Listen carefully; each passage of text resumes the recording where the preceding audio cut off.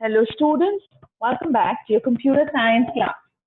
Last class we learned nested loop and what is nested loop, and we saw an example with the while loop. Today we will see an example with the for loop. So just like while loop, we are going to place two for loops, one inside the other. Okay, so I will start with the example.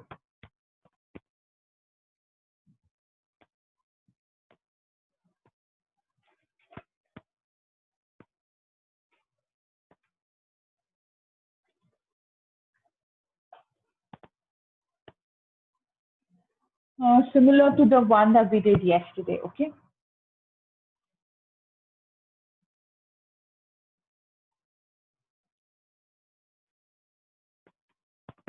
So over here, we do not need to initialize a loop control variable before the loop executes or starts. We can do it inside it, like, so for I in range, let's say,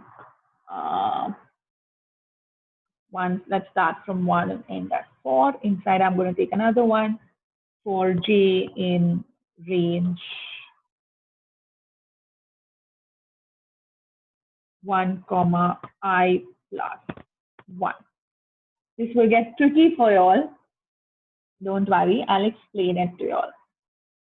Okay, and then finally we will have the print statement. Okay, and the print statement, I'm going to print the alphabet J, and it's going to be printed in the same line. And finally, in the outer loop, we are going to put the loop body as print. All right, so let's understand this now.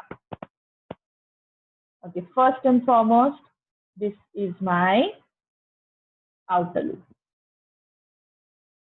First and foremost, this is our outer loop. This is our inner loop. Okay.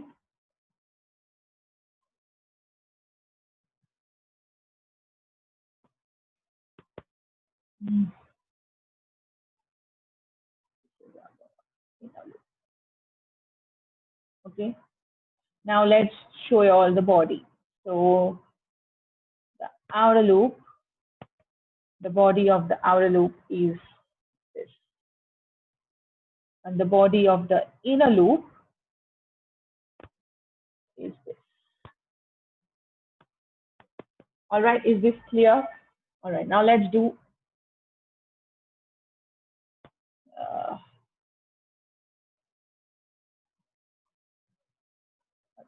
let's do this.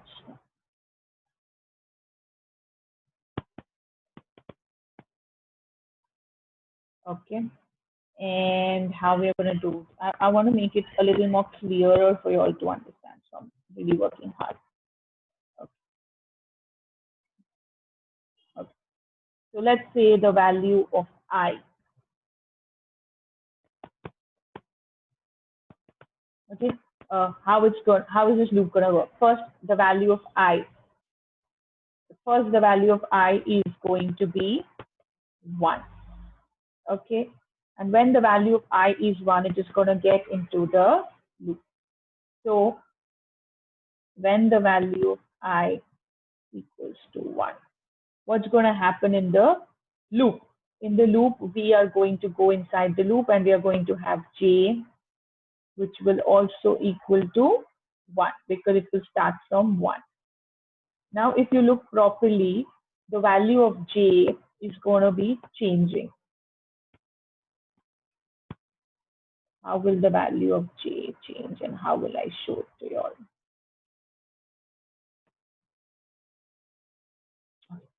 So if you look at the second for loop, the range is 1 comma, yeah, I think this is next, 1 till I plus 1. Okay, and the first one over here, the range is I 1 to 4. Okay, so how this is going to work is over here we are going to be having I. So this is I. The value of I is going to be 1. This is the outer loop. This is the inner loop. In inner loop, we are going to have the value of j. This is the value of I. So I will become 1 and it will go in the inner loop, and the value of j will get, the first time this loop is going to run, the range is going to be 1 to I plus 1. What is the value of I? 1. 1 plus 1. This is going to be the value of j. So j will become 1. Second time j will become 2. That means this loop will run 2 times. And when it becomes 2, it's not going to print anything. That means it's going to run only 1 time and only when I is 1. Okay. Now what will happen inside the loop over here? So what happens inside the loop is we are going to print j. So let's do this slowly. You all have understood it's going to happen 2 times. Okay. The first time j will be given the value 1. It will go inside the loop and it's going to print j. So it's going to print 1. And then it's just going to print some space over here. All right. Now when it goes back inside the for loop, it will see it become 2 and it doesn't have to execute. So it will not execute, it will go out and it will go to this print statement and it's just going to come to the next line. It's not going to print anything. Now it will go up and the value of I will change from 1, it will become 2. The value of I is going to become 2. Now when value of I will become 2, this loop condition is going to be 1, 2, 3. I plus 1 is 3.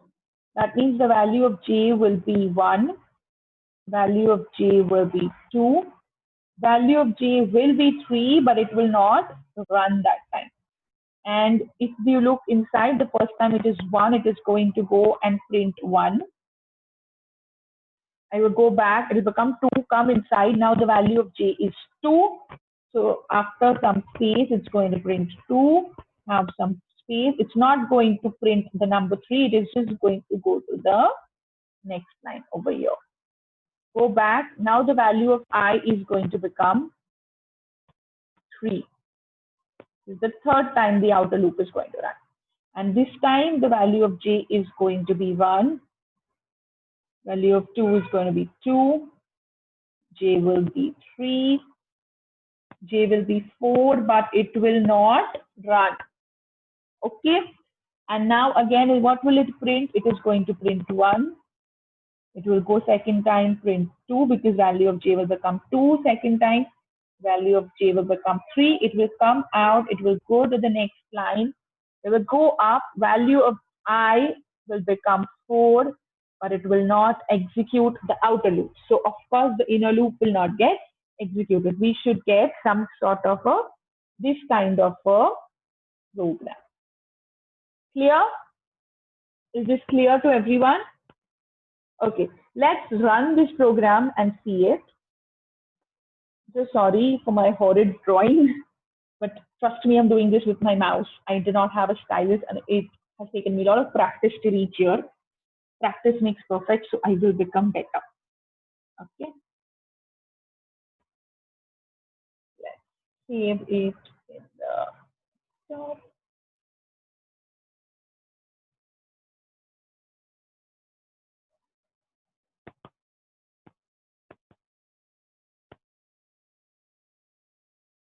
Yes, this is the output. Like you can say, it became a pyramid. Yes, looks fab. I think it's a very well. These kind of programs are going to come more to you all. So now my challenge to you is to make the same. Okay, you are just going to be changing the values here and here and here, and not necessarily all. Okay, but some change somewhere. So this will be a little challenging, but I really want you all to do this. I want you all to make a pyramid like this. Do this pyramid. We have done the pyramid which is like this. Yes. So do this, practice this pyramid. This one, y'all, I have shown y'all. I want y'all to reverse something and do this. All right. Okay.